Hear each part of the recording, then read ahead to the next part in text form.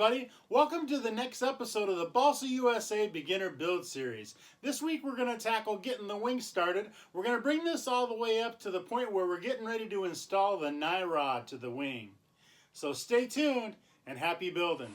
Okay, so the next step's going to be is to cut and form your leading edge. You can see I've already right here got my right wing panel laid down with my wax paper over. If you pay attention to section AA, you'll be able to tell that you're getting this stuff all put in the right spot.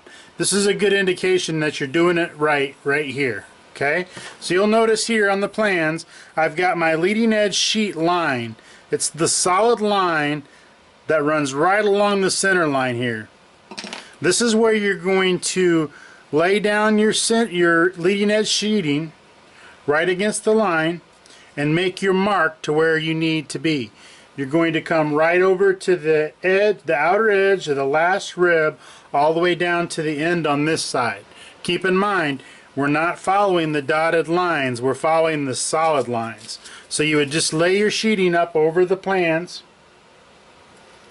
make sure you've got it straight, and then make your cut line down here at the end. Now that you have your leading edge sheet cut, you're going to once again make sure that you're lined up perfectly with your plans all the way down. Nice and straight,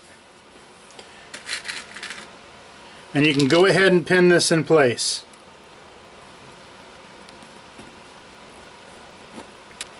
So now you're going to follow the same steps for the trailing edge sheet.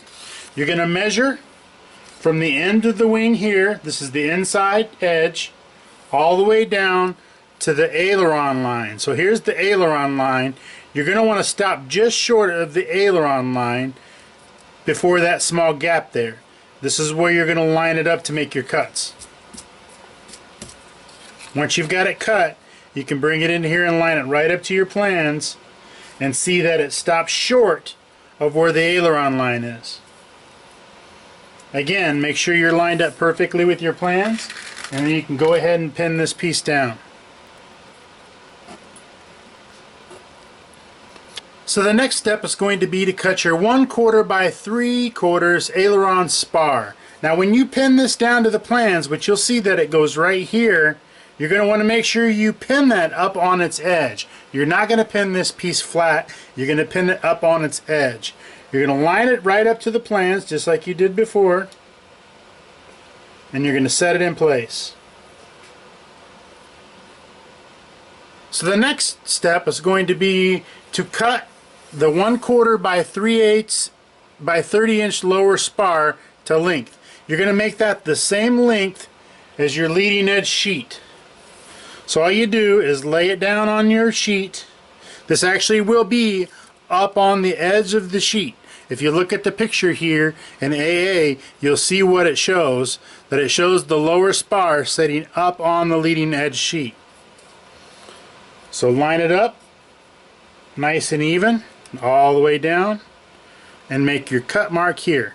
Okay, so now in step 10 on page 14, the plan says to glue this in place up on edge. Okay, just like we did before. What I'm going to do to make sure that I'm perfectly straight all the way down with my leading edge is I'm actually going to pin it down to the leading edge so that I can make sure that all my edges are lined up perfectly, and then I'll use thin on the back side of this to make sure that it wicks into the leading edge.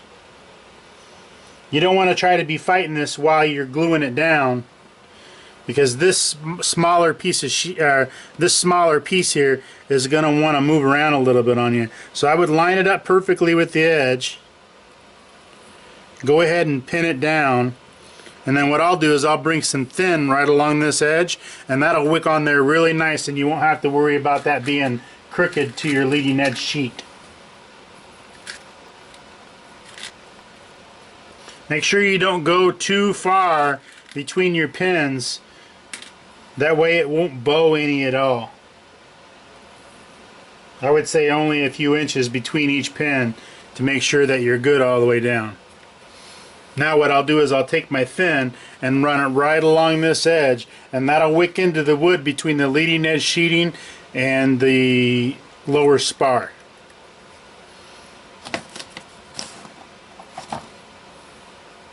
So here you see I've got my Balsa USA pipette, and I'm just going to run my fin right along that edge. That'll glue that down nice, and it'll be perfectly straight along the edge.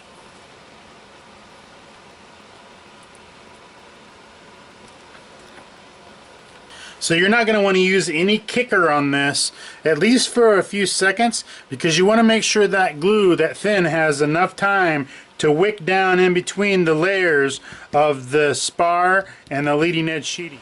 So I mocked this up real quick because I wanted to see a point that I had made early in the build. I had this sheet pinned down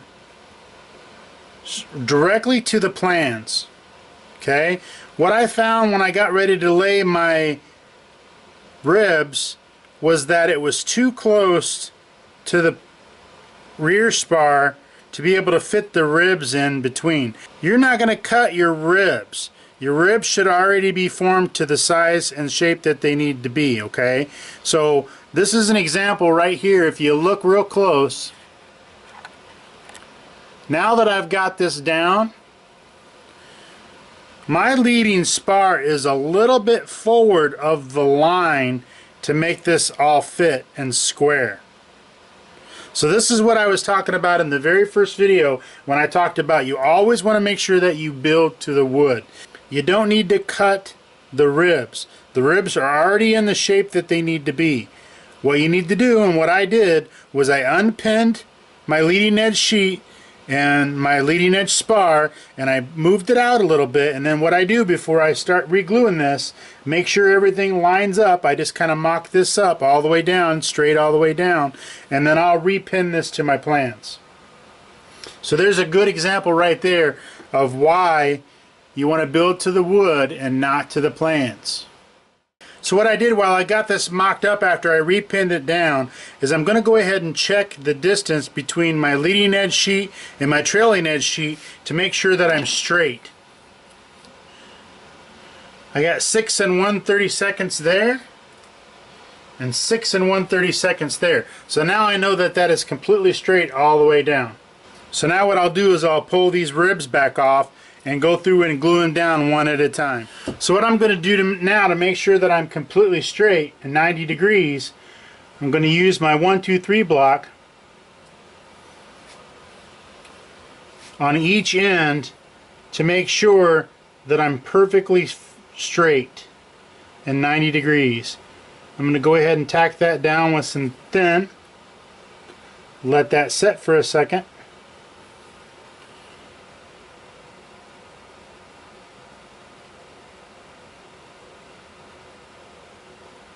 And then go ahead and glue it down the rest of the way.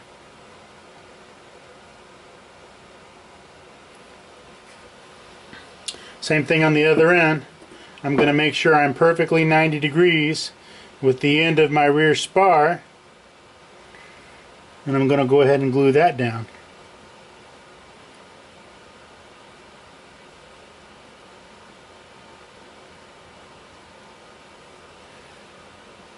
Trick to be careful of on this step is to make sure that you don't glue your block to your wood.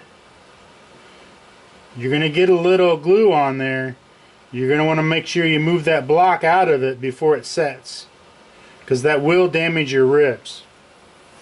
I got just a little touch of glue on this other side that I want to get off there before it sets up on the edge of my wood, because that will tear that wood if you're not careful. Same thing on this end. You want to be really careful pulling that away to make sure that you don't have any glue that leaked down on it and would stick it to the end of your rib. I'm going to follow that same process all the way down for the next 5 ribs. So now what I've done is I've went ahead and mocked up my main ribs just to make sure everything looks like it fits good and looks like it does, and then you can move these out of your way. Now be aware that on this one, the outside main rib is laminated up against the inside aileron rib. So what you'll do is you'll make sure you've got a good fit, And then what I'm going to do is I'm going to drop some thick down in between here. Spray this right here with some kicker. And then when I lay this on here, those two pieces will be laminated together quickly. You can just hold them together like this, and they should be fine. It won't take it very long to laminate those two pieces together with that kicker on there.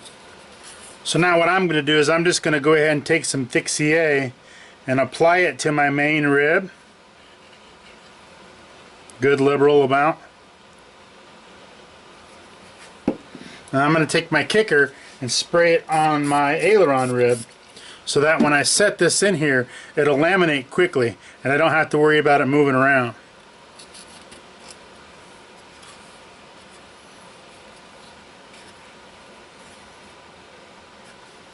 In just a few seconds you'll feel that start to warm up. And once it starts warming up, that means that that's kicked off that CA and you're good to go.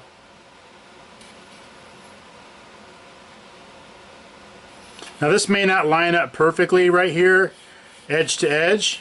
It may not set flush, and that's okay for now. We'll correct that in a little bit. As long as you're down solid up against your board and everything is nice and straight, you're good to go. Then what I do for good measures is I'll go back through with my thin and set the rest of this in place.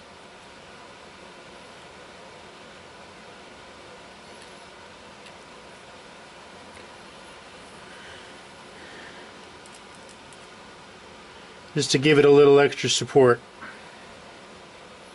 That should be plenty. So now that you have your outside main rib set, you can go through and start setting up the rest of the main ribs just like you did the aileron ribs before, using your 1, 2, 3 blocks to make sure you keep everything square on the rest of the 3. So now I've got the 4 main ribs in. The next step is going to be to glue in the W2 rib. Now you'll notice the W2 rib, and it shows it right here on the plans, so you can line it up and make sure you have the correct one, does not have a trailing edge notch. And you're going to use the same process as you did before. You're going to line it up with your plans. You're going to use your 1, 2, 3 block to make sure that you're at 90 degrees and straight. And you're going to go ahead and glue that in. So now that we have all of our ribs in place, with the exception of the W1 rib, which we do later, next step is to go ahead and secure your leading edge strip. Now you'll notice on your leading edge strip on the top side, your angle has already been cut. So all you simply need to do is line this up and go ahead and make your mark to cut it off. And then if you did everything right, at this point, all you need to do is tack glue this all the way down, and your ribs will keep it straight. So what I would do is I would go through and tack it a little bit at a time, because you'll see this does have a little bit of bow in it, at least on mine it does. And so what I would do is I would go in, I would hold it down, I would tack it in just a little bit at a time and work my way all the way down to each rib as I go. That'll make sure you stay straight when you're done. So I'm going to go ahead and line this up on the end, making sure it's perfectly flush. And then I'm going to hold that in place, and I'm going to go down here and I'm going to make my mark. Right there. Now I can go ahead and cut that off and get that glued in place. So now the next spot is going to be to cut the nye rod exit guide. So this is my 3/32 by 3/4 by 12 inch piece, and I'm going to cut it to fit right in here first, and then I'm going to go in and add this notch it shows here on the plans to allow the nye rod to exit the wing. So simply, just like we did before, we're going to line this up to the wood. We're going to go ahead and make our mark, continue the line across, and cut it to size. So now that you can see that I have the nye rod exit guide in place, I'm going to slide it over and make my marks for my notch. All I did was slide it over just far enough so that I could see where my notch is going to go, and I'm going to go ahead and just mark that right there like that. Now you can cut that notch out and finish the process. So now that I have the Nyrod exit guide all cut to spot and my notch cut, I'm going to go ahead and glue that in place. Well, I think that we're going to make that the end of this video. Stay tuned for the next video where we'll start laying out the Nyrod exit and finish up the wing from there. Thanks very much for watching, and don't forget to follow us on Facebook, YouTube, and Instagram. Happy building!